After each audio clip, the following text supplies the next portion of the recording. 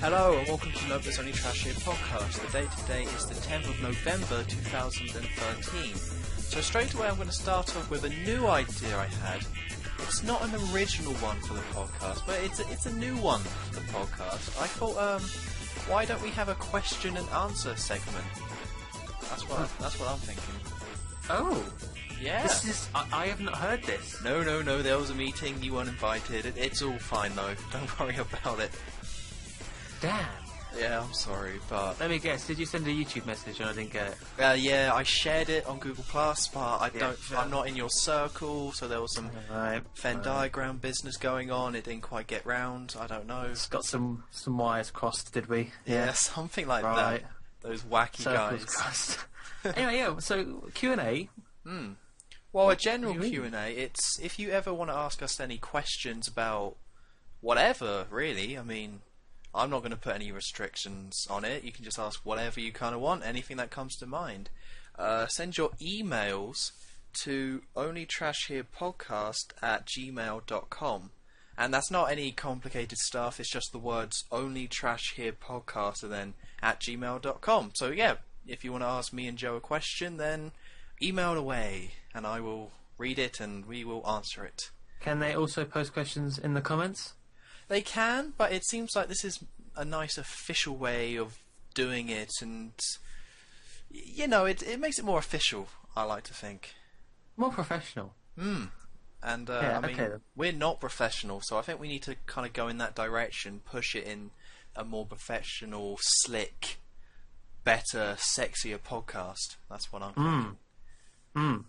So yeah, if you've got any questions to do with anything, Only Trash Here podcast, and because we don't get that many views, your questions will definitely get answered, because there won't be that many, so that's a guarantee right there. Yeah, that's like a seal of quality. Guarantee. A Nintendo seal of quality, yes. You will get your... Unless it's like a... What if they send creepy questions, though? Well, then we can... What are you wearing? Oh, that's not that... It's creepy that they would ask that, but it's not a creepy answer, because I'm just wearing t-shirt and jeans. So, all the people who were just typing an email asking about my clothes, it's done, I've covered it. It's always t-shirt and jeans. It will never change. Do you mean the actual clothes? Or well, the clothes will change. I mean... Okay. But, you know, sometimes I wear my Batman Arkham Origins t-shirt, sometimes I won't. Right, so don't bother asking that, guys. No. But anything else, feel free. Okay, I'm excited now. We might get cool questions, maybe. I know, right? I mean, it's because with other podcasts, they always seem to have that segment, and it's always, I like it, so I want it, so I'm going to steal it. I'm ruining your whole professional thing, right? But they can also, you're often blagging about our Twitters. I don't mind getting stuff on Twitter either. Oh, but Joe, what is your Twitter? Because I have no idea. My Twitter is in the description of all my videos. It's twitter.com/MrMuckluckable. What is yours, Tom? Well, I'm glad you've asked, because it's HonestTom23, 1T, one word. One love. Hang on, I'm confused now. HonestTom23. 1T, one word, one love. Oh, that's a nice slogan you got there now. Yeah, it's not bad. I just came up with that, amazingly enough. Not even written down on my show notes. You've even got like a theme song for it as well. A theme song? Yeah. I mean, we could turn it into some sort of rap or something like that. But I was thinking, that's Bob Marley, right, isn't it? One Love? One Love. Or maybe. I don't know Bob Marley. Let's say it's Bob Marley. I think it is. Good old Bob Marley. Bobbers Marley is a good guy, writing good stuff. Yep. They are. So Twitter as well, maybe. And now he's dead. I wanted to end this segment with a full stop, so that's how I did it. What a Debbie Downer. Yeah, definitely. I'm bringing it back. Oh, it definitely... Pioneer Muck and Debbie Downer. Well, it's definitely going to be a Debbie Downer of an episode based on the topic, and we should get straight into the first one, which I think is the biggest Debbie Downer of them all. That's my nice segue. Also, just check the description for this podcast for all the links you need and the email and things like that. So you don't have to worry about that stuff. But back to my awesome segue, Debbie Downer, YouTube and Google Plus. Of course, this is a gaming podcast, but we're going to go on to this because it kind of affects both me and you, Mr. McLuckable. And it's a big change that YouTube has gone through in the last week, because in the last few weeks they've been saying about most of your comments is not going to appear, you need Google Plus, and then I think most people just kind of ignored that. But now in the last week or so, they've now done it so you have to have Google Plus to comment, I believe. Now, I don't really know all the ins and outs of it myself, because I've been trying to avoid it as best as possible, but it's like, if you're a YouTuber and you want to comment and receive comments and see when people comment on your video, you need a Google Plus account, and then you have to link that account to your YouTube one, but everything is going through Google Plus even when you're on YouTube. Now, I had like the hardest time setting this thing up. It's the biggest headache in the world. I mean, I don't know how you found it, like the whole setup process, but it was just terrible for me. Actually setting it up, it just did it. I just clicked some buttons and it did it. Oh, wonderful. Well, I hope it did anyway. There may still be like some massive problem with it. The thing that's happened is that the reason why it's so difficult is I think it's because they've got so many different sections of Google, and they're trying to tie them all together now. And there's loads of loose ends, and like loads of little pathways lead to nowhere now. And that's why so many people are trying to do the damn thing and finding it tricky. Yeah. What was so tricky for you to do for it? Well, it's one of those things where I already had a Google Plus account, because I thought, hey, this looks kind of cool. I like the idea of the Hangout, so I'll just make one. But I made a personal one with my main email address, or my Gmail address, which is my YouTube address. So now I had my personal Google Plus, where I am, connected to a few of my friends.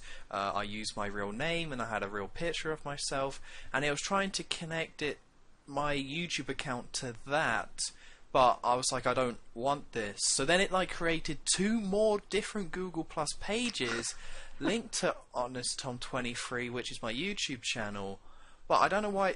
It was one of those weird things where I now have 2 Google Plus pages linked to my YouTube account now, and every time I log into YouTube using my Gmail account, it now asks me if I want to be HonestTom23 or my real name. And the fact that these accounts are now linked it was such a massive headache. I wanted to just delete my old Google Plus account and then make a new one for my YouTube account. But because that one I already made is like already connected to it, even when I deleted it, it then just kept it. Like there's a whole section where you can be like, oh, do you really want to delete Google Plus? We're not responsible for any data loss if you want to go back on this. I was like, yes, ticked all the boxes, hit delete. I assumed it was gone, and then when I tried to log back into YouTube again, it then asked me if I wanted to be HonestTom23 or myself. And it's 10 times more confusing now, because I also have the podcast channel. So now for the podcast channel, I have to have my YouTube account, and then I have to have a Google Plus account, because for me they're not connected. It's really weird. It's not just sign in and go. It's sign in and then jump around all these different accounts. And it's like the biggest headache in the world. And I just from that alone, like we haven't even gotten to the implications that this has had on the comment sections, but just for me setting it up was just awful, and I really wanted to kill everyone at YouTube, because it was so frustrating just to be like, right, connect these 2 accounts so I can actually comment, because that's how simple it should be. Yeah, there's different types of Google Plus things as well, like can you have like a Google account, and then there's also a Google Plus page? Yeah. And they were saying, some people were saying, to get around it, have a Google page linked instead of your Google account. It's just like everything is wrong with this. It's like it doesn't feel finished. It feels really broken. Like, I already saw some of this coming like a few weeks ago, where I know a guy, and he's in a band, and he wanted to make a Google Plus account because you gotta, as a new band, you gotta kind of do the social media thing. But because he had already made a Google Plus account and he had already typed in all his information, he couldn't not change the name to the band's name. It had to be his real name. Because that's the problem with me connecting my original Google Plus page to my YouTube channel. I can't just change it to Honest on 23. It has to be my full real name, which is something that's always been horribly wrong with YouTube, and they've been pushing it for like a year now. It kind of feels like it always came up that as a YouTuber, people who don't do the YouTube thing hasn't experienced this, but this has kind of been a long time coming, this big disaster where they just ask you all the time, do you want to switch to your real name? Because you have to type in your real name to get the account, or a name anyway, and most people, just put in their real one. And now there's a lot of people who I think are now using their real name and really don't want to. So that's like a massive negative thing already about Google Plus, and it's just I don't get this integration stuff. Like, why would it matter if it's your real name or not? It seems like a massive misunderstanding of YouTube and what the community is about. There's so many points you just said there. I don't really know what to respond to. I know. I just kept thinking of more crap associated with this, so I kind of went with it. I know. Okay, well, I'll say now, I've always kind of resisted this Google Plus integration, right from, well, actually, it doesn't count, but Joe, when they even changed the channels, and they said you must change before the March something, or else it's going to change for you. Even that I resisted, because I just don't like change, to be honest. Once I get used to something, I'm happy. You get into a routine. Now this has just changed my world completely. All right, one of the most annoying things about it. No, I mean this is just the actual workings of it. Like you said, this isn't even the consequences of it. The actual stuff. You don't have proper notifications anymore. Nope. Instead, it's Google Plus notifications. It's that adorable little bell that you get to click. Oh, it's turned red. What interesting and exciting things do I have to find out? Oh, someone has added me to a circle. I don't know what that circle is. I don't know what that does. Oh, someone shared a video on Google Plus. Well, that's nice of them. I don't know where that is. I don't think anyone will watch it. That's great. Where are my comments? I don't know. Doesn't show them. Actually, we're going on to the consequences now. I'm crossing boundaries. It's all so bad.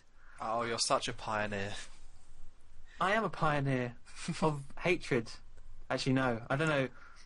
What's so stupid is I noticed this. It did it like when it was changing over to this new system. It did it really late for me. It was like 12 o'clock at night. And I was like, oh, what the hell is this crap? And I just clicked OK. And I didn't know what I was getting myself in for. Because I saw it and was thinking, okay, they've changed the comments. I'll have a quick look at it. Oh, all right. They've made it a bit more like... Actually reminds me of Reddit now a bit more. Yeah, where you can... comments now build on each other in a weird way. Yeah. I was like, oh, okay. But that was before I knew the whole...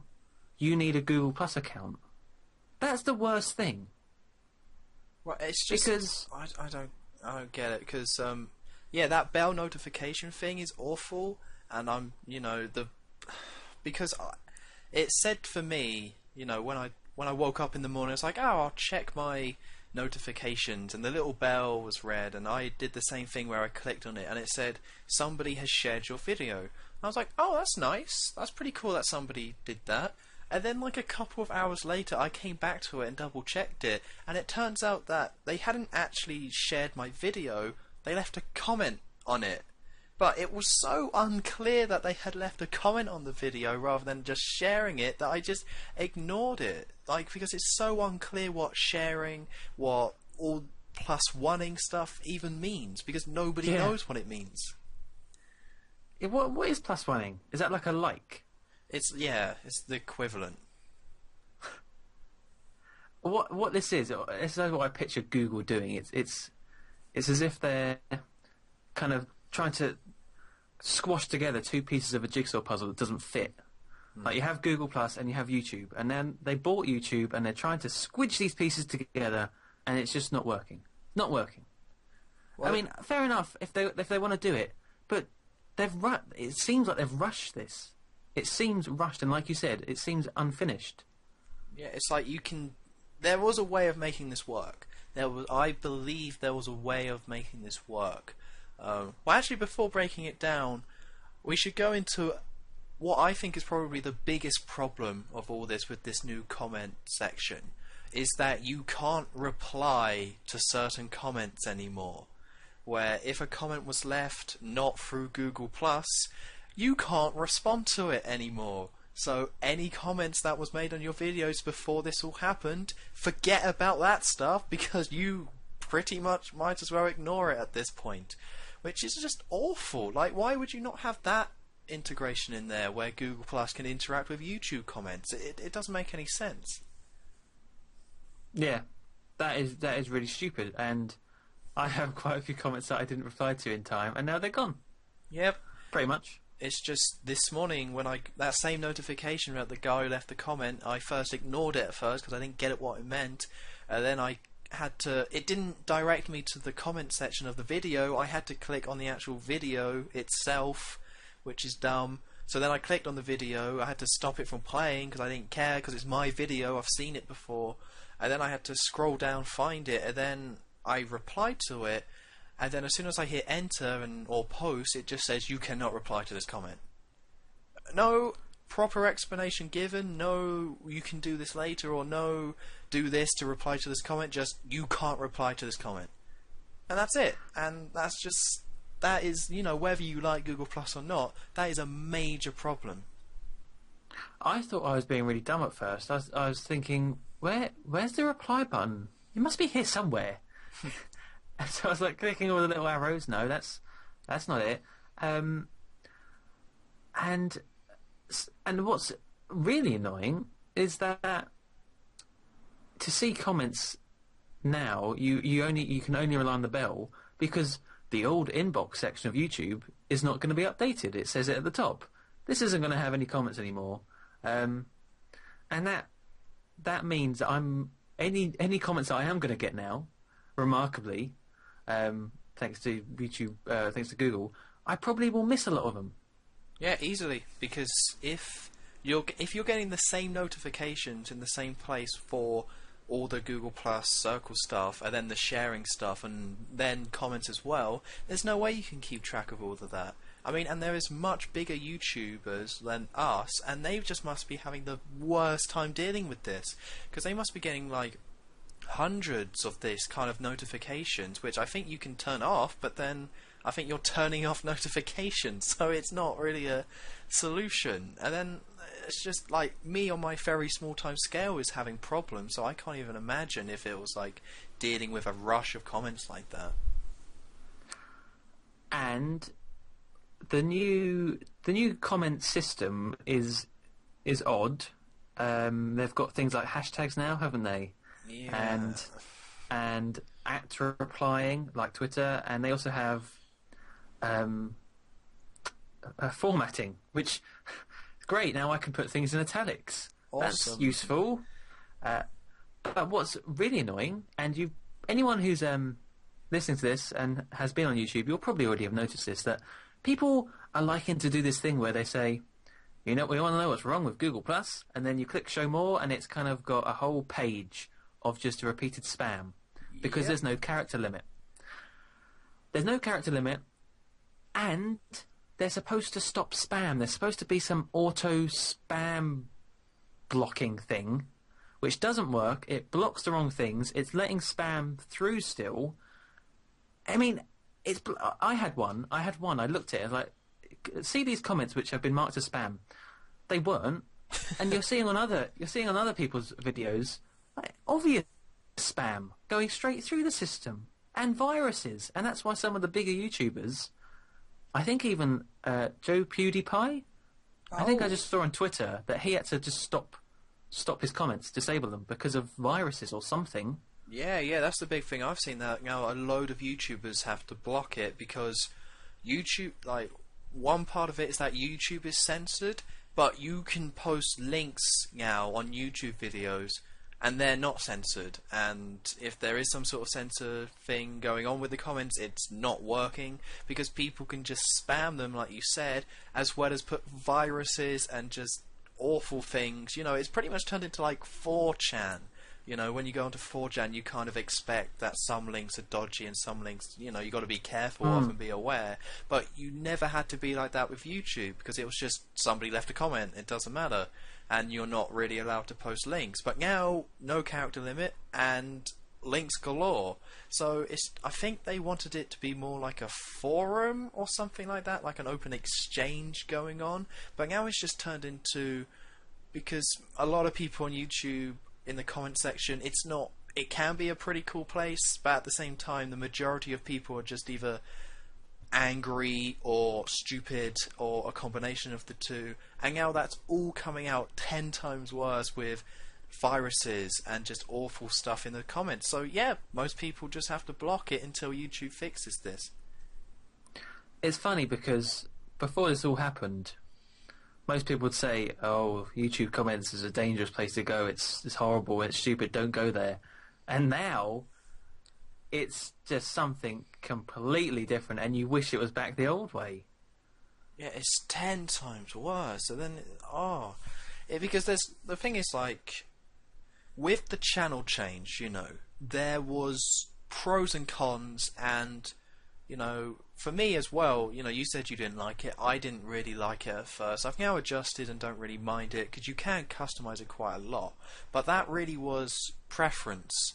You know, did you like the look of the old one or do you like the look of the new one? Completely preference, whichever one you liked more. So, you know, a lot of people showed a lot of disgust for it, but it really was your opinion.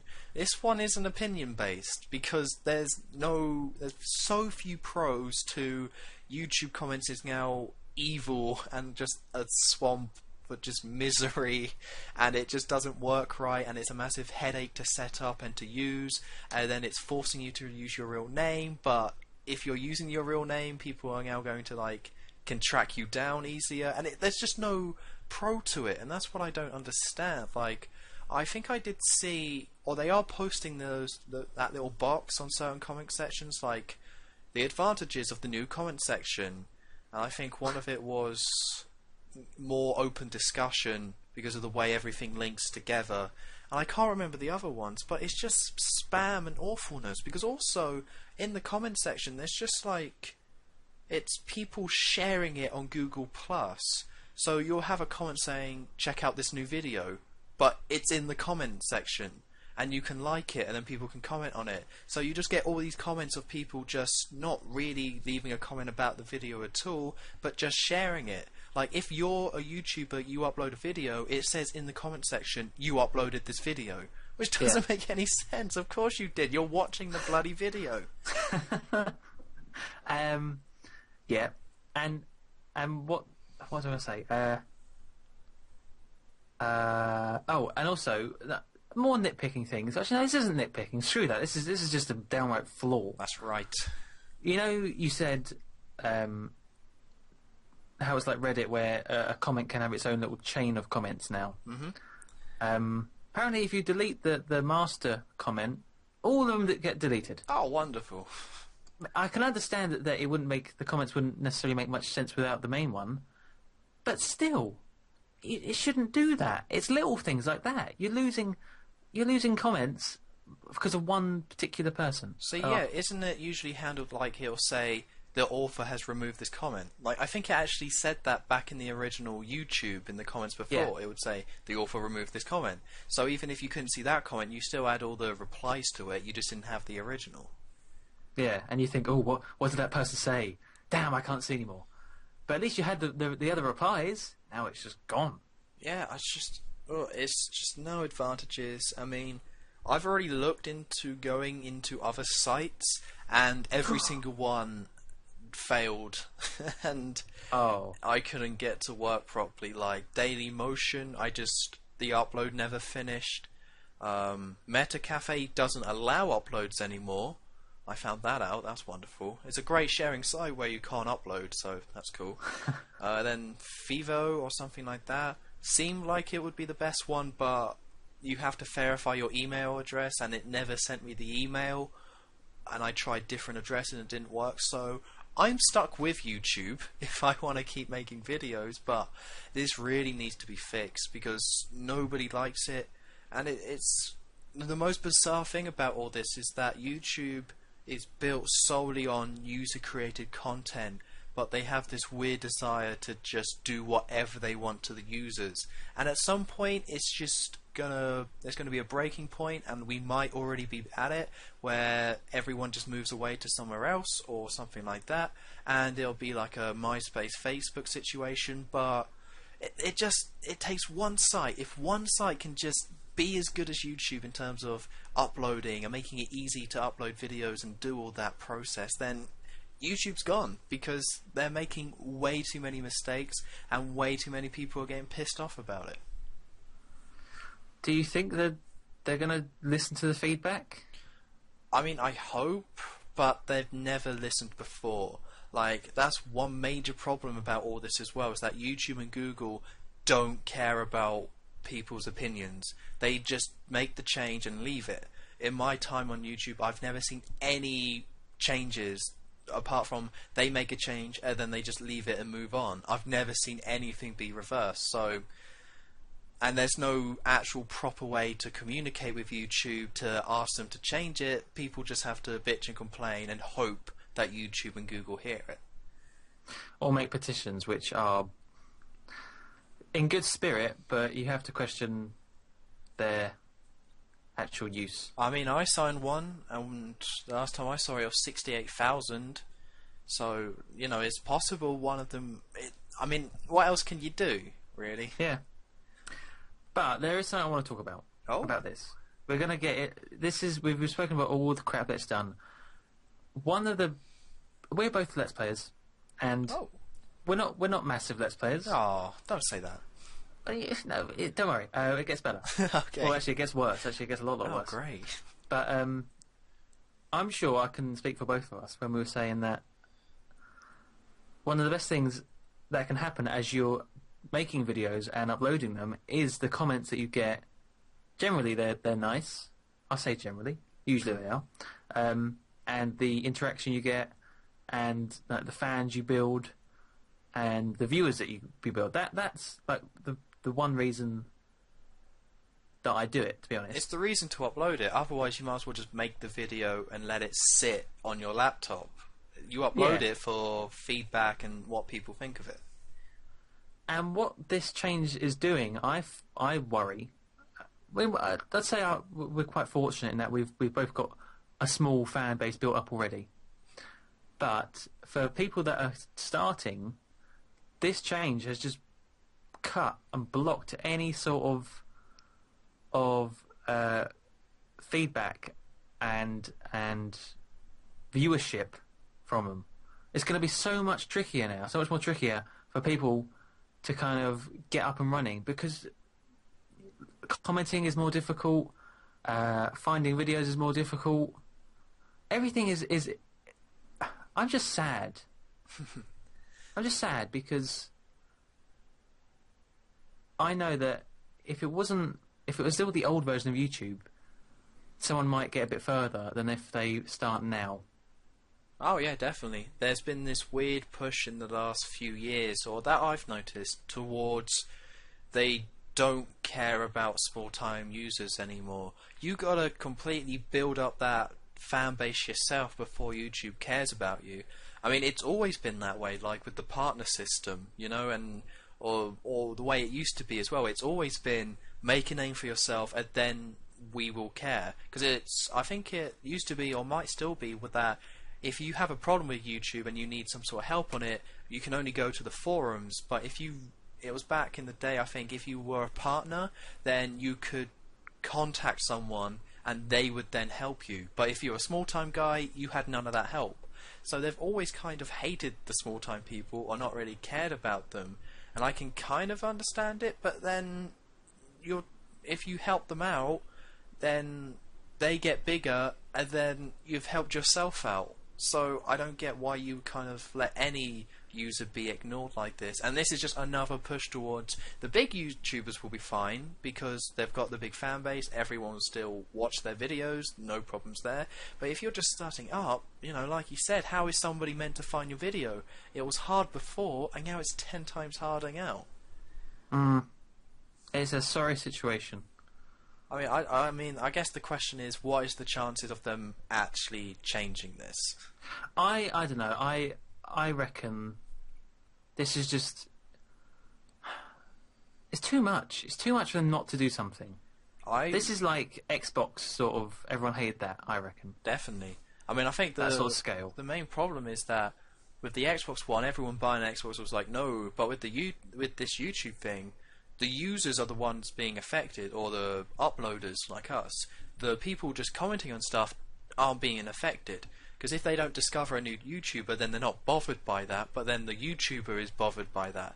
So it's not quite as big, but it definitely feels just as terrible and another dumb company decision. I mean, my prediction, because I'm all about the predictions, is they won't reverse it, but they will make massive overhauls to the comment section, like word limits, and that kind of thing.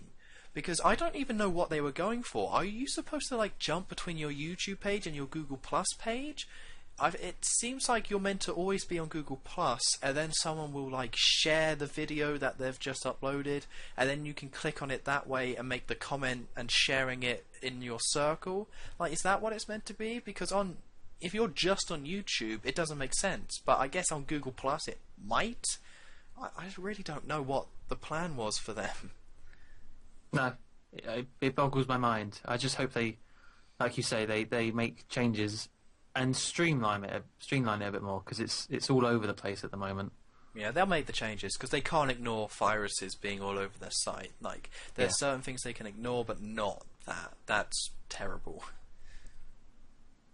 Right. So, yes. So Google, get on it. Yeah, I mean, they better do something, because if one of those options worked for me, then that would seriously be where I would go, or would be thinking about going once my current Let's Plays are done.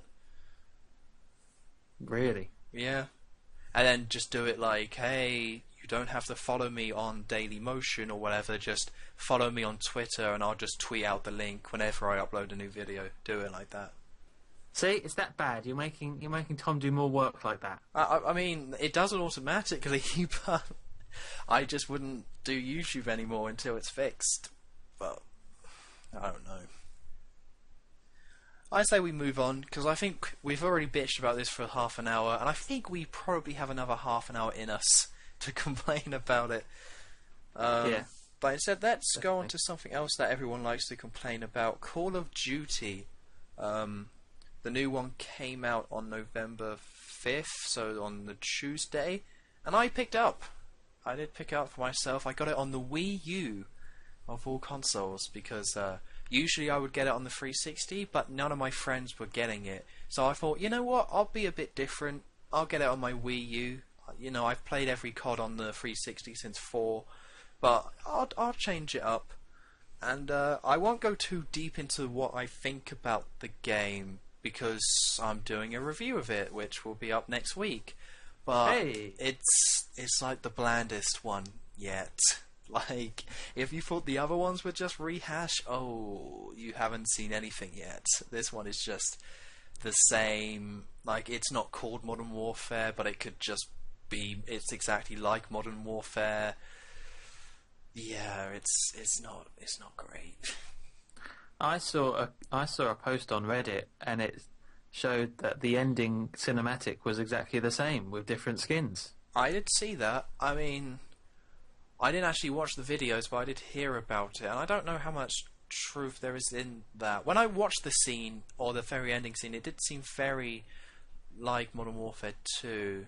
Because, yeah, that's what it is. They're saying how apparently the ending of this game, they just took all the fight scene and just reskinned it and then put it on, or took it from Modern Warfare 2, which had a really great ending, and they just kind of slapped it into this one. I mean, I don't know how much truth there is to that, but I don't know. It's possible, I Well, suppose. even if it's not true, it's still bad because it shows that they're not making things different enough. Oh yeah, it's definitely embarrassing. I mean, the fact that this game ends up with you and another guy fighting another guy, and that's exactly how Modern Warfare 2 ended. But Modern Warfare 2, it was like the build-up of 2 games. It was like the final struggle against this evil guy. And then this one is just, oh, you caught up to the bad guy, and now we're going to have a little wrestle. Not quite the same. But, No. But the thing is, that's interesting about this game is, it got, on Metacritic on the 360, it got 74%, which doesn't sound awful, and it's not awful. It did get some good reviews, but that's bad for Call of Duty. Like, that's a massive drop. Like, you would assume, you know, most people and the way people talk about it, that Call of Duty would be getting those sort of scores in the last few years. Like, oh, it's the same old stuff. You would think that would be reflected in the reviews, but it's not. Because I looked it up, and Call of Duty Ghosts on the 360 got 74%. This is all from Metacritic, all on the 360. Black Ops 2, the one before it, got 83%. Modern Warfare 3 got 88. Black Ops 1 got 87. Modern Warfare 2 got 94. World at War got 84. And Modern Warfare got 94. So for Call of Duty to be getting that sort of a drop, that's a drop. That's bad. And I can totally see where it's coming from. I played through the game and there really isn't anything there that's too spectacular. I mean, I enjoyed playing it, but again, I think this is... I never agreed with the people who said it was the same old stuff, because I find it hard to believe that World at War was exactly the same as Modern Warfare 3, or Black Ops 2 is exactly the same as Modern Warfare 2. I think that's just stupid. But this one really is like that. Well, you said before how the Modern Warfare games, you can argue what you want about them, but they're still solid games in terms of first-person shooters. Mm-hmm. And I think the point is catching up now that they have to be more than just solid, because they can be good or even great, but they also need to be unique, and they're kind of on different levels. If you imagine. Well, the main problem with this one is that it was a chance for them to reboot it. You know, they made a brand new engine. Infinity Ward was making it, who are the big guys who created the series originally and have always made the better games, in my opinion.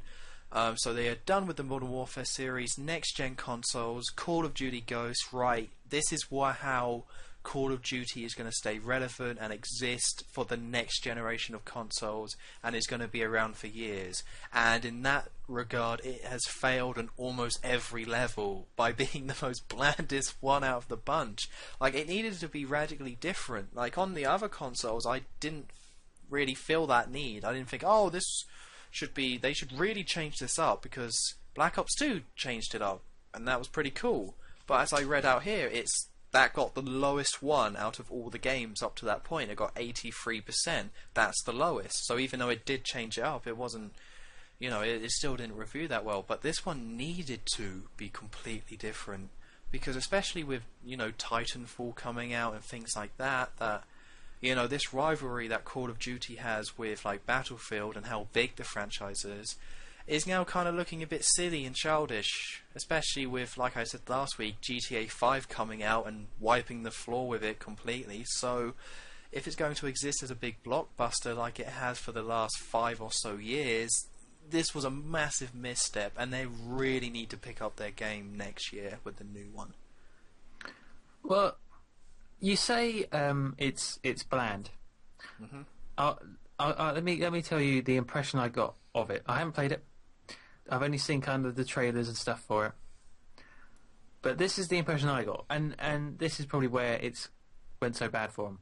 I thought it was going to be different to Modern Warfare and Black Ops. There's going to be some kind of almost post-apocalyptic sort of thing. Right. Because you had, like, all the tribal masks, and then you had... Like, I can imagine it was going to be kind of humans rebuilding the society and population, and then there's some bad guys or something. I might even get this completely wrong. But that was the impression I got. And I was like, oh, well, at least that seems quite cool, maybe, that they are trying that. And, it fits in with their whole idea of doing something different and ghosts. And I don't quite know where the ghosts fit in, but the masks were weird and stood out. Is it not? What is it then? If not it's not that. You're very incorrect, I'm afraid. Oh. Ghost is just the name of a squad of guys who are in the army.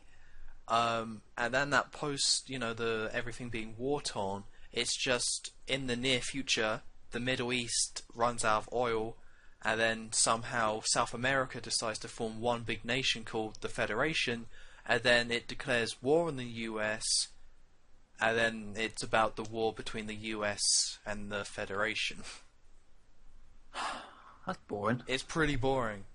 Like, the most bizarre thing about this is that they got a critically acclaimed writer and director called Stephen Gagland or something like that. Oh, that guy. And he wrote the most generic Call of Duty plot yet. Like, the plot is about two nations in the near future fighting each other in all-out war, and you are part of the Ghost, which is a squad, and you are trying to hunt down, spoilers, a former Ghost who has turned against the guys, and then the whole game is you trying to get this former member and, take him out, as well as fighting in this big global war. And all of the plot stuff that happens you could easily predict, and it's not shocking or anything like that. But it's like, the story doesn't have to be anything amazing, but then if the gameplay isn't anything amazing, because I don't think games need that great of a story. I mean, a game can be made really good by a great story, but it's not necessary. And with Call of Duty, it can just be running around and shooting. But if they were going to get this guy in, then that would have been their, that should have been their slam dunk for this game. It's like, hey, look, we're doing this really cool, interesting war story. And that would have kind of disguised the fact that the gameplay is pretty much the same. I think people would have forgiven it a lot more, But nope. This guy just wrote standard Call of Duty story, and it's forgettable, and you don't really care. I mean, the cliffhanger's pretty cool at the end, but it just sets itself for... It's just for a sequel, and a sequel no one's going to care about. So great. Do you think this guy even wrote it, or would you just pay to have his name slapped on it? I think he did write it. I mean, it seems like he did. I mean, I don't know. This must have been like the easiest, millions that he's made. It's like, oh yeah, we need you to write this really cool war story. And he just writes something out quickly in 5 minutes and goes, there you go. With his bag of money, he runs off. Well, yeah. I mean, I think some people might say that, blame Infinity Ward and Activision, but I'm going to blame him. Like, he had a chance. He could have written something cool. He was the writer, and they hired him especially, and they did show off the fact they hired this guy. He could have done something different with it. Like with the Black Ops game, they hired the same guy who wrote The Dark Knight, and he did something different with it. He also wrote the second Black Ops game. Whether you really like those games or not, the story did something different, and it was pretty interesting, the things that happened in that game. I mean, the same guy also wrote Man of Steel, so I guess it can't all be great, but, with Black Ops, it showed that the writer could influence the game and do something cool with it. So this guy, in my opinion, just dropped the ball. What was his name again? Stephen Gagland. I don't know if that's how you say it, but that's how it's spelt. Stephen Gagland? He did something, didn't he? And they were saying he's famous for one film that he's done. Well, apparently he directed 2 films, and then he's written a few others. Oh. They were like thrillers. I can't remember the names of it. Well, yeah. You let the team down, Steve. But I won't talk more about Call of Duty. It's kind of... I don't think anyone's really surprised, but I think they've set themselves up to die out. And Activision is not afraid of saying, hey, you're done making money, it's over. Because they've done it many times, the biggest one being the music games and Guitar Hero. They were like, we put out a lot of you, you've made your money, you're done. And I think in 2 years' time, Treyarch, because next year it's going to be Treyarch, and then the year after that will be Infinity Ward, and I think that second Infinity Ward game is going to be the last one we see. Well, there's only so many times you can reinvent yourself, isn't there? I just think they're going to catch on at some point and realise, let's just move on. Yeah, well, I have to see if it'll probably mostly come down to can Activision come up with a new franchise to replace it, and if not, then Call of Duty will continue. But if they do, and that starts making more money because it's a new franchise, and Call of Duty stops making money, then that's going to be gone, and then probably Infinity Ward and Treyarch will be put on the new franchise. But it depends if they can come up with it. And at this point in time, it doesn't look like there's any on the horizon for next gen. So I think we're stuck with Call of Duty for another few years. Call of Duty 8, The Adventures of Pioneer Muckluck. You can't be in the new Call of Duty. Why not? Well, you could be the dog, I suppose. Call of Duty dog. Alright, I'll go with that, that's fine. You don't have to play as the dog for the whole game. Well, you do play as the dog for some small sections of the game. Were they good? No, not really. Oh, and I also can confirm the fish do indeed move, so... Yeah. Even on the Wii U, they do move out of the way. What's the gamepad with the Wii U version like? It's fine. They didn't really do that much with it. It's just pretty much a controller. Do you have the map on there on multiplayer? Yeah, but it's not useful because Call of Duty is a really fast-paced game and you get a mini-map in the corner anyway. So if you look down at the screen, that you're wasting time and someone's just going to shoot you as you're staring at your screen studying the map. Oh, you know what they should do? Is it a Predator missile? Is that what it's called? They should have, like, when you corner one of those, you hold it up to the screen and you aim by moving it. See, I want to say they should do that. Black Ops 2 on the Wii U did some of that stuff, but there's none of that in Ghosts. Oh, come on, guys. Just no effort. If I can come up with a good idea, then that Steve guy can. Screw Steve. Steve. God, he's not a pioneer. No, anything but a pioneer. He walks in my shadow. That's right. You could direct a thriller starring Katie Holmes, I think it was. My post-apocalyptic Call of Duty will work. That I thought it was going to be. I think that could work too. Have it, because I was thinking something like that, but it was going to be an all stealth game. You know, because that could work. Ghosts. Yeah, so you're in a small squad and it's all stealth, slow-paced kind of stuff, and then maybe at the end have a big explosive level, but. Nope, it's the same pace and it jumps between the two like it did in the other games. We'll get working on that off screen. Yeah, we can get that done. Code it out and stuff's fine. You know, because if Stephen Gaglan wants to send us any tips or has any questions for us about our creativity, he can send those questions to onlytrashierpodcast@gmail.com. So that's easy. That's easily done. He can do that. There you go. Nice. Nice one, Steve. Yeah, Steve-o! Alright, so let's move on to something slightly less, or slightly more positive, I'm going to say. As I mentioned last week, I went to the Xbox One tour. Me and a mate got on a train, went down to London town, and played some Xbox One. Now, this wasn't officially part of the tour, because the tour is currently still in America and it comes to Britain like in the next couple of weeks, but this was like a separate event that they decided to set up over the course of this week, and I think there was one in Manchester as well where you just show up with a ticket and then you can go play some Xbox One. And overall impressions of it, not great.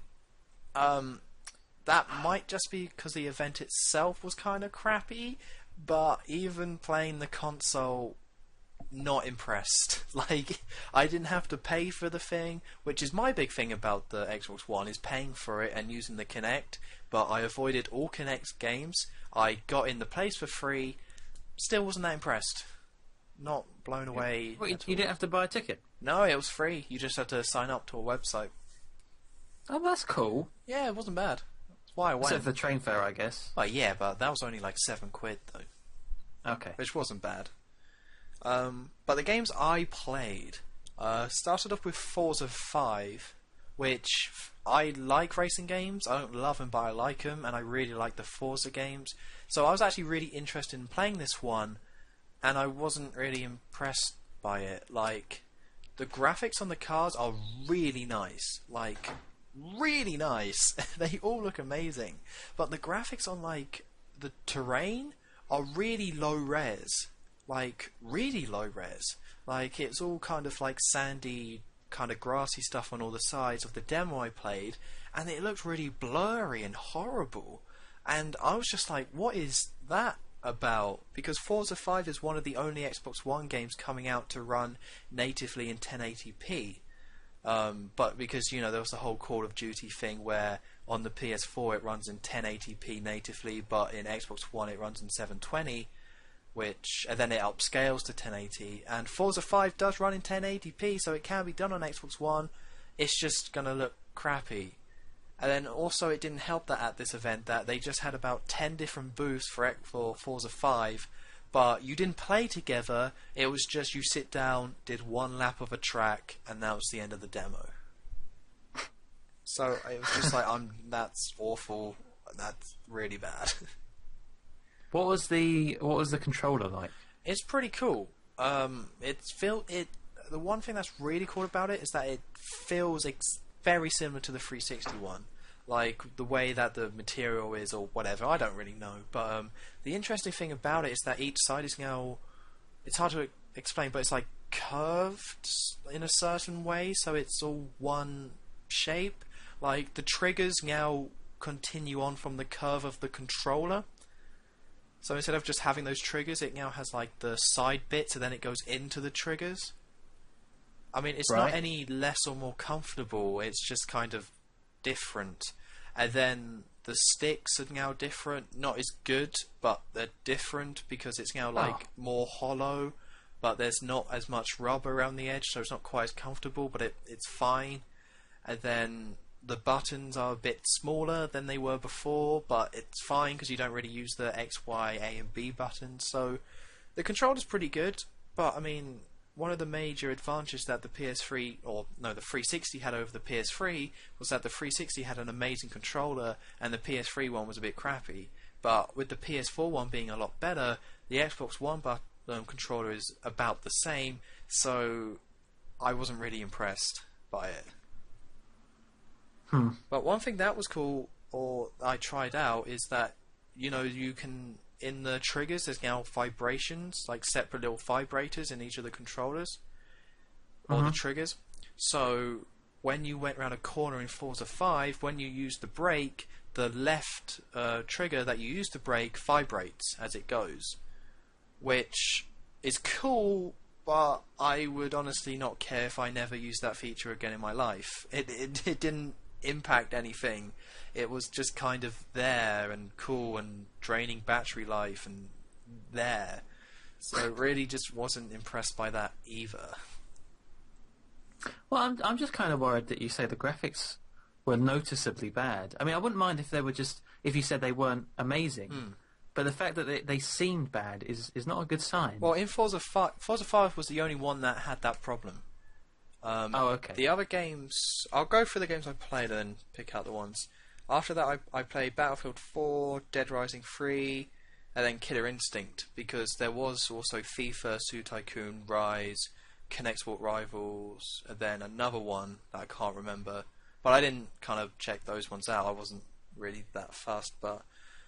but the graphics weren't that amazing at all. Like with Battlefield 4, right? So I played quite a lot of Battlefield 3. I didn't buy Battlefield 4, so I don't have any, or on current gen console, so I don't have any comparison there. You know, it's not like I've seen that.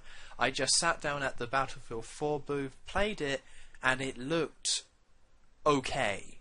Like, it was really weird. It felt like I was playing a 360 game just on a really nice TV. It didn't seem like a big graphical upgrade. Just to me, I felt like I was playing Battlefield 3 back on my 360, which is a major problem when it's the next gen. Because with the next gen, the best thing about it is that it can do a lot at one time rather than anything amazing. if you know what I mean. Like, so it can render a lot of stuff, a lot more stuff than current gen. But of all the demos I played, none of it really showed it off. Like, with the Battlefield 4 demo, it just showed a normal 6v6 match. But of course, with Battlefield 4, the big thing about it is, like, that skyscraper that falls down. That's what I wanted to see in next gen, but instead I was just playing this small 6v6 game, which I was like, well, I wanted to see the skyscraper and see how impressive that is.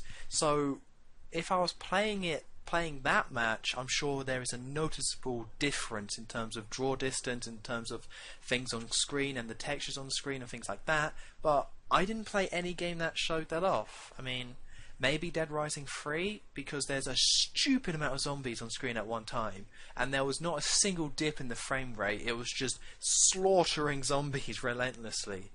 But it was pretty cool to play. I mean, I didn't really have a bad time playing any of the games. Also, with Battlefield 4, I came first, so, you know, gotta represent. Had to sneak that in there, didn't you? Oh, I'm not sneaking it in. I'm proudly stating it. I came first. So it was a proper online match? Yeah, it was against people there. So there was 12 booths set up, and then everyone jumped on and played it like that. You were playing against like 10-year-olds, weren't you? Didn't like? No, it was quite odd because the top floor had all the, you know, free plus games, but then you had to have a wristband to get into the basement where all the 18 games were. Oh, okay. So on the top floor there was FIFA, Forza, Zoo Tycoon. On the bottom floor was Dead Rising, Killer Instinct, Battlefield, and Rise. Which also, if you want to see, I also did upload a video of me watching my mate play Rise, which you can check out on my channel. And Rise doesn't look that great either. Like, it's apparently not the QuickTime event match thing that everyone thought it was. Like, they're going for a free-flowing Batman, Assassin's Creed kind of thing instead. Because I guess they actually did listen to people. But still, it didn't look anything that great, because the demo that was being shown was just you're in an arena, like just a Roman Colosseum, and then you just have to fight a load of guys, and that's it. So really, I mean, I think I didn't have a bad time there. It was pretty cool to check out, but I wasn't really sold or impressed by the Xbox One. But I think most of that was just the event itself was just crap. Like, for the Forza 5 one was just one lap demo, and that was it. Battlefield 4 was like a small map for some reason. Even Dead Rising 3, there was no objectives. It just jumped you into the game. You were limited to a certain area, and then you just killed zombies for like 5 minutes. And by the end of the 5 minutes, I was kind of already bored. Like, this is cool. It's impressive. I really want to actually do something. And then also, there's tons of stuff you can do in Dead Rising 3, but the game or the demo I played didn't explain any of it. So some guy came over who was one of the, you know, booth people, came over and was like, hey, you're in the steamroller. I was like, yes, I am. And then he was like, park it up to that bike. And then in between the bike and the steamroller, hold RB. So I did, and then it combined the two into a steamroller bike thing that could also, for some reason, it had 2 flamethrowers at the front of it as well. So then I just started slaughtering zombies at a really unfair rate towards them. Those poor zombies. Yeah, so in Dead Rising 3, it looks pretty cool, but there's a lot of really cool stuff you can do. Like, there's so many cool weapons, even in that demo that I just messed around with, and all the vehicles and stuff. But my main concern with that game is that Capcom are making it, and the biggest problem about Dead Rising 1 is that it was structured horribly. The whole game was just timed and escort missions. So I'm not going to be too fussed about Dead Rising 3 because it could just be that again. Because I think Dead Rising 2 was like that as well. But no, and also it was quite funny with Killer Instinct. Me and my mate tried to play it. We don't know fighting games at all. So I was very confused by the fact that you have to press up on the control stick to jump. Didn't know what that was about. And then there was no block, so that was very confusing. So we were just sitting there playing the game, not knowing what we were doing, with like a group of people around us watching because there wasn't enough boosts for everyone, as we just jumped around like idiots, just flailing, not knowing any of the combos. Just like we would both be standing in one spot, just kicking, just waiting for the other person to step forward to hope that they get hit by their kicks or the other person's kicks. Did the booth guy come over and help you? I wish that would have been really handy. Like something like, oh no, you're doing it wrong. You're meant to just press RB and A at the same time, and awesome stuff happens. Because we couldn't do any of the awesome combo stuff because we didn't know it. Because it's a fighting game, we don't play them. And then actually we did pause the game and look at the combo list, and it made it 10 times worse. Like, did you start getting booed? No, actually, we just didn't stay around for long. But it's like all the combos in that game has to do with the stick. So there was one combo where you have to press down, right, and then punch twice, and that's a combo. Yeah, I can't do that. Yeah, I won't be able to neither do can that. I. Like, who would memorize all that? You got to be a psycho. But apparently, a lot of people do it and have a great time doing it. Those people watching you, they can do it, and they were getting their tomatoes ready, I'm sure. Oh yeah, there was one, because of the way it's structured, it was kind of a bit small corridor. Then at the end of it was one booth, and on that booth was the hardcore guys, the guys who were just having a whale of a time doing all these crazy combos already, just fighting each other. And I was like, I am so far away from being able to do any of what that guy just did. But on Battlefield 4, I was the guy, so that's alright. I'm sure your whole experience, your whole trip to this place would have been much better if you had tried Zoo Tycoon. I think so. Why didn't you? Because it was a Kinect game. What'd you do? Mime being an animal? I don't know. You can like pet animals and stuff like that. It was confusing. And there was only one Zoo Tycoon TV and booth set up. Just push the little kids out of the way. They don't need to play. This is research. There was no kids there. I swear. This was at like 5 o'clock at night on a Saturday in London. There was no kids there. Okay, I just wanted an excuse to push little kids out of the way. Any excuse. Get out. Oh. But also, it was quite funny because we were there at like when it started in the very beginning, and at first nobody was on the Kinect games. Like nobody. Everyone was in the downstairs area checking out Battlefield and all that kind of stuff. And then you just saw the empty Kinect booths where they had to clear out a big area because there weren't that many Kinect booths because they had to clear out an area for people to be able to wave their arms and jump up and down and stuff like that. But there was still hardly any people on any of them. Like as we walked in, there was like a Kinect demo, like it was just a demo to show all the cool stuff it could do, and the poor guy in the booth was just saying to everyone walking through, like, hey, you can check out all the cool technology stuff you can do with the Kinect. Everyone just walking past him, nobody paying him any attention, because everyone just wanted to play real video games, not jump up and down and have your heartbeat, read. Oh, see, now if I was in that situation, I would have gone over there and just pretended to feigned interest just to make him feel better. No. Poor guy. You got to get to the new video games. This is cool. What do I do here? And he'd be like, oh, yes, someone finally. And run over, and then we're embraced. I'm glad you asked. But it was quite fun. Like with the Kinect Sport Rivals one, I did see some people playing it. Didn't look great. Like on the water ski one, you had to hold out your arm to then do the twist to actually move, and then you had to tilt your whole body to turn. I was like, that looks so awkward. Sounds like some kind of dance move. Yeah, it looked stupid. Yeah. I mean, at least with the Wiimote, you only had to move one arm because there was only one motion thing in your hand. I mean, the nunchuck technically had one, but you had a wire in between them, so you couldn't do anything that crazy. With the Kinect, they can do whatever they want. So people can just flail in the air, and apparently that's a video game. It's the future. Apparently. Mm-hmm. But no, it was cool. Like, I've never gone to anything like that before, so it's definitely cool playing some Xbox One before it came out. I mean, and there was also Game had set up a little booth where people could go and pre-order, your Xbox One if you really enjoyed it. I didn't see many takers. I did not see a single person approach that desk, so that's a good sign. I think that's definitely a good sign. They were lonely as well. Oh, but the weirdest thing is that the Kinect 2.0 is an ugly, ugly bit of hardware.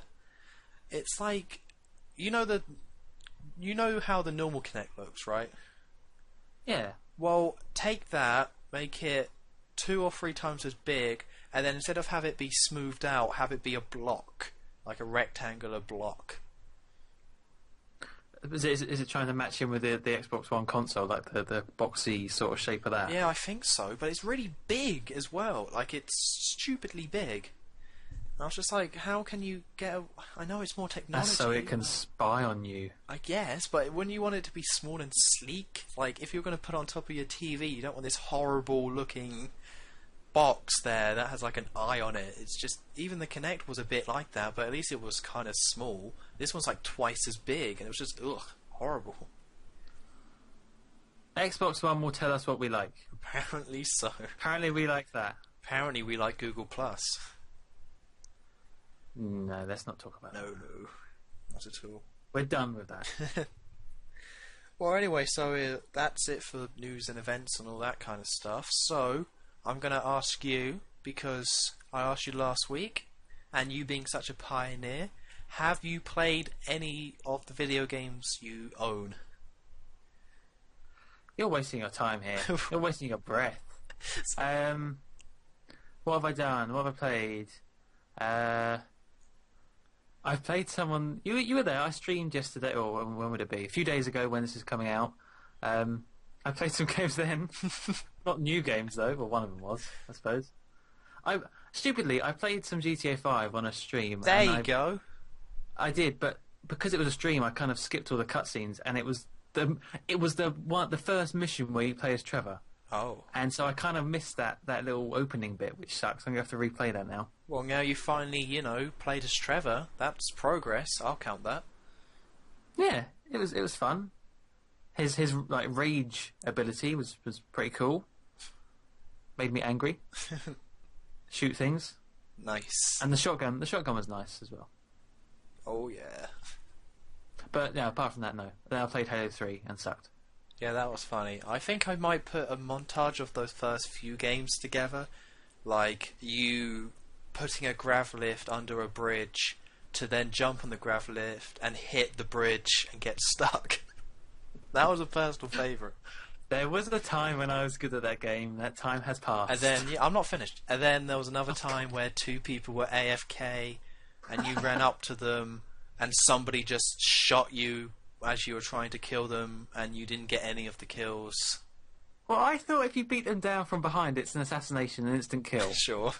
It wasn't. It was. I must have done it at the wrong angle, so it took two beatdowns, and that was too late. Yeah. I'm sure there's more. I remember seeing more, but... Stop it. I'm very sorry. Stop that. No montages. Oh, because I used to be alright at Halo 3. Not anymore, but I used to be. And it was just things like, you never picked up the battle rifle, even though it's 10 times better than the assault rifle. I tried using it. I can't use it. I can't aim. That's why I always use the assault rifle, because it's just spray. But then you can get headshots and stuff and be cool, pro guy. But people were moving too fast, and I got annoyed. You actually got good towards the end, though, so I will give you that. Yeah, okay, thank you. In the last couple of games, you did pretty good. Once I get my shotgun, oh baby. Oh no. But yeah, that's it in terms of gaming. Oh. See, I would have joined you, but I don't have Xbox Live or Halo 3, so two major necessities there that I didn't have. Oh well, you could just watch me fair instead. Mm. You wouldn't want to have been on my team. Definitely not. Well, I would have liked to done it just to show you up, really. I think there would have been a pleasure in that. Once again, I'm not an expert, but I mean, yikes. Shut up. Sometime in the future, we'll see. Yeah. I'll challenge you to a duel. Halo 3 co-op, let's play confirmed on Legendary. Yes. Oh, that would take so so long. Kill count as well. Yeah, well, let's not do that. No. Cancel the LP. You didn't hear that. Instead, what you did hear is, I'm going to say it again, just because people might have forgot. Questions. Same questions to Only Trash Here Podcast. Right? Yeah, that's the one. At gmail.com. I was so happy that I got that. That's so nice. I'm really happy with that. Only Trash Here Podcast. It's simple. It's there. You've got it. Send your questions there, and we will answer them 100% guaranteed. All your money back. Like questions such as, MrMuckluckable, how can I be as sick as you at Halo 3? I must teach you the ways of the warrior. the Master Chief. Also, when I said money back, that's coming from your pocket. Oh, shoot. Well, so we probably should have discussed that. Yeah, that is fair. That's definitely fair. But I mean, damn it. So if we miss any questions, then yeah. Wait. So we missed a question, and I have to give you money. Oh no, you have to give the person who asked. Oh, shoot. Hmm. So there's no. We can't do a money back guarantee because I've said it now. It's too late. God damn it, Joe. Yeah. We haven't got all those major sponsorships that we've been, bragging about. They're not real, so we don't actually have any money behind this. Wait, they're not? No, I've received very little free copies of The Wind Waker through the post. Well, you had your chance at the Xbox event. You should have sweet-talked some people. I should have done. Oh, you're so handsome, Booth man. Well, I don't think that would have got me any free video games, but I got me something. A meal. Maybe. We need to end this now. Yeah, let's move on to what games are coming out. So actually, we've already hit the big peak season, but there's still some games coming out. The most interesting one is Ratchet and Clank Nexus, which is the final in the Ratchet and Clank Future games on the PS3, and is going to be the end of not the end of Ratchet and Clank, but just the end of this chapter of Ratchet and Clank. And I had kind of completely forgotten about this game until I saw on Amazon it was coming out next Friday on the 15th of November. Now, the interesting thing about this game is that it's 20 quid. It's a discount game, and it's going to be very similar to a Quest for Booty, which was like a 3-hour game that came out in between Tour of Destruction and A Crack in Time. So this is going to be another one of those, and it's going to wrap up the story of Ratchet and Clank for this future thing. So I don't think I'll be getting it, because even though it's 20 quid, I didn't really like Quest for Booty, never finished Tours of Destruction, and I never played A Crack in Time. So if I'm ever going to get into this game, I'm probably going to have to buy A Crack in Time first. This isn't anywhere near when the film's coming out, right? No, this comes out next week. No, next Friday. When's the film coming out? Next year? 2015. Oh, blimey. Yeah. Okay. It's a way off. I was thinking they're gonna have a tie-in game for that. All right, this is not that. All right, don't worry. Yeah, because this is the first traditional Ratchet and Clank game since A Crack in Time. Because in between that one and this one, there was All for One and that tower defense game. Q-Force.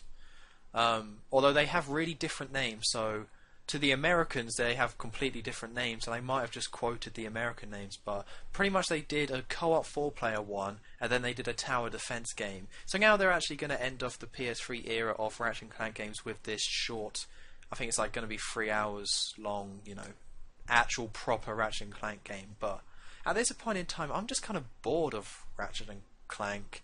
I think their time's kind of come and passed, so I can't really get excited about this new one, even though I loved the old PS2 ones. It's nice that they're at least kind of washing their hands with the series, like finishing it off and giving people the closure, I suppose. Yeah, I think this is a great way of doing it. It's just I don't know where the series is going to go afterwards, but they're going to have a promotional time with Knack. Ratchet and Clank and Knack. I've heard that game's meant to be really good though, which is kind of disappointing because I wanted to hate it, but it's actually meant to be pretty cool. So I don't know if I can continue saying it's awful up to a certain point. Or maybe they're going to kill off Clank and it's going to be Ratchet and Knack. Oh god, Knack's going to replace Ratchet. Yeah. I mean, they did already do Secret Agent Clank, his own separate game, so maybe. Exactly. Yeah. I don't know, but the future of Ratchet and Clank is basically the future of platform games. Oh no, it's not anymore, is it? It's not a platform game. It used to be. It pretty much is. I thought it was more kind of shooty now. Yeah, but there's still platforming stuff. Of the recent ones I've played, there is still platforming sections. I suppose it depends on how well, like Knack, for example, does. and if it does well, then they might see a future. I don't know. Well, in general, we still have Nintendo with Super Mario 3D World and Donkey Kong, and then hopefully they'll keep making Rayman games. So platformers are doing better than they have in the last generation at the moment. But I think people have just kind of let Ratchet and Clank go, because it's not that they haven't been good. It's just, it's an old franchise, and I think it kind of makes me think with Ratchet and Clank, because it was so good. Ratchet and Clank 3 was one of my favourite games for the longest time. I played for it multiple times. And I just kind of feel like if Insomniac or Naughty Dog continued with Crash and Spyro onto the PS2 and did it themselves, would we be in a similar situation with those games? I mean, those games kind of crashed and burned because they gave it to other developers who didn't do enough with it, and then nobody really cared anymore. But I guess it kind of shows that even a really good franchise in the hands of the original developers can still become tiresome. Yeah, I suppose. Oh man, I really want a new Spyro game. Maybe you just said that. So I was going completely sidetracked there. But I suppose they're gonna have to. I don't know. It depends on whether they who makes it again? Insomniac. Insomniac, yeah. It depends if they kind of have the dignity to end it when it needs to end. But I mean, that's what they're trying to do here. But I kind of think it's not like, oh, it's terrible, no one cares. But it's still, I guess this is a good point to end it. But they could have ended it like a couple of years ago, and it would have been fine. But if they know when to stop, basically, before it gets to another one of those games. Ugh. Well, I think it's the same thing as the South Park discussion we had last week. It's a similar thing. If you haven't heard it, then go listen to that. But it's a similar thing. Eventually any franchise becomes sour despite of quality. Yeah. Right. So the next game is. Well, I mentioned Lego Marvel Superheroes comes out this week, but we already talked about that, so move on. And then on the 15th as well, Adventure Time Explore the Dungeon Because I Don't Know comes out, which I hate Adventure Time, so I won't be playing it. That's pretty much. Wait, what's it called? Adventure Time Explore the Dungeon Because I Don't Know. Tell me the rest of it then. What about the game? No, don't worry about it. Okay. Why is it called that for? Because it's a dungeon crawler and Adventure Time. They're a bunch of wacky, funny guys. So they did another game. I can't remember what that was called, but that had a similar title. This is the program with the dog and Bender's voice. Mm-hmm. Yeah. Okay. The Bender guy. Yeah. John DiMaggio. There you go. Ooh, I actually didn't know that. So. Yeah. What type of game is it? It's a dungeon crawler. Oh yeah, it's in the name. All right. Yeah. Well, the question is, have you ever watched Adventure Time? I have actually. Yeah. What did you think? I don't know why. It just seemed very weird. Very weird. Kind of. I found some of it funny though. I think. See, I watched the first 2 episodes. The one with the zombie outbreak, and then the one where they go to the weird candy Darkland or whatever it was. And I hated it because I like. That's the one I watched. Yeah, this first 2 episodes. Oh, is that what they were? Yeah, I watched the zombie one. See, I like some of those sorts of shows. Like, I watch Adult Swim, so I really like Aqua Teen Hunger Force and Tim and Eric's awesome show, Great Job. I really like those shows. So I thought I would check out Adventure Time, and it stinks. It's awful. It's SpongeBob SquarePants, but it's on drugs and a horrible art style. And I don't even like SpongeBob SquarePants, but I can respect it because it's well animated. It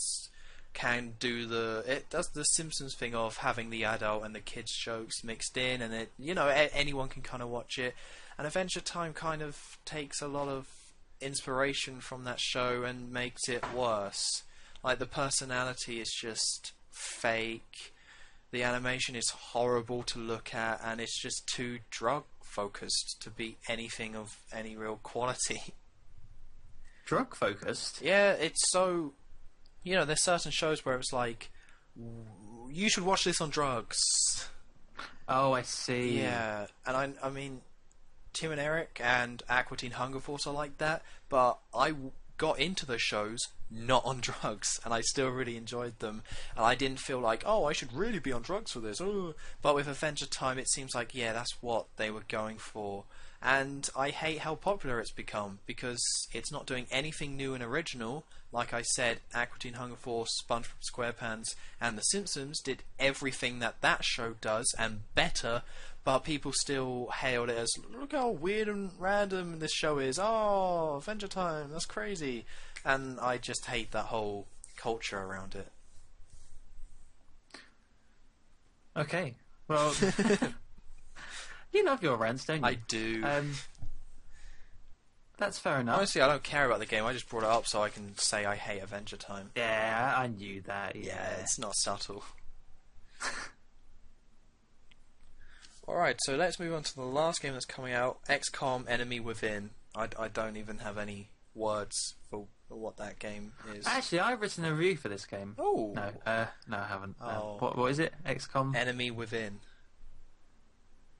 Great. Cool! There was also some game called Lego Friends coming out on the DS and 3DS. It was some, like, girl-orientated stuff. It looked weird. Ew, girls are sticky and gross. No, they're just, yeah, they like different stuff, and that's not right. That's just wrong. It's just unspeakable. Alright, well, we've come to the end of the podcast, and despite my goal of making this an hour long, we've hit an hour 20, but that's okay. Just more goodness for your ears. This is the third one in a row that me and you have done, and we've hit an hour 20, and we're going to stop at around this point.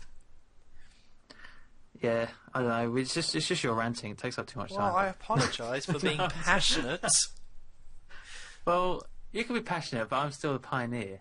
Well, can't argue against that. I mean, okay, good. You have not played more than 20 minutes of any of the new games you own, so you're still continuing the streak. Yep. So, make a good team, passionate and pioneer. Woo! And also, we've got to give ourselves a pat on the back for not ranting about The Simpsons at any point in this episode. I don't know how we did that, but we somehow managed it.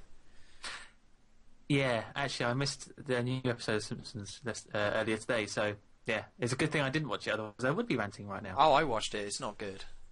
Okay. I can't even remember what it's about. Homeland. Oh, wait, what? Was it Homeland? No, that's the one. Was it the one that, after that? No, that's the very first episode of this season. Oh, okay. What was it? Because in that episode they gave the nod to, you know, we'll miss you, Mrs. K. That's what Bart writes on the board. Yeah. Oh, what was it? Oh, it was so unmemorable. I can't even... Oh, it was so not... What was it? Oh, it doesn't matter. Anyway, so, again, thank you for joining me, Mr. McLuckable. I haven't said that in a few weeks, so I think I'll throw that one out there. Well, thank you. I was just to say, you saying patting ourselves on the back, pat ourselves on the back for 30 episodes. Well, hey! Woo! Woo! 30 episodes, yay! I mean, don't do the maths on that, because we haven't been hitting one a week, so... Once we hit 52, it's going to be very clear. Like, we're going to do the 1 year anniversary and then do the 52nd episode after it. So that's going to be kind of embarrassing, but... Yeah, don't look into it too much now. Oh, no, I've... Just 30. It's cool. I'm pointing out now because in another 22 episodes, they won't remember. No. Nah, we're good. Don't worry we're fine. about it. Shh. Okay, so, do you have any last words? Final thoughts. Final ponderings. I'm gonna go play XCOM. Oh, what was the subtitle of XCOM? Enemy Within. Yes, there you go. I mean, I thought you were going to say explore the dungeon because I don't know, but you got the right one. No, actually, I changed my mind. I'm not gonna go play that. I'm gonna go start writing the script for Call of Duty 8. Ah, yes. The Adventures of Pioneer Muckluck. Yeah, so then we're going to sign petitions for Google Plus. And also Kickstarter. Yes. Wow, we're busy. Get this ball rolling. That's right. Well, anyway, so, yeah, it's been a good podcast, and we will see you guys next week. See ya.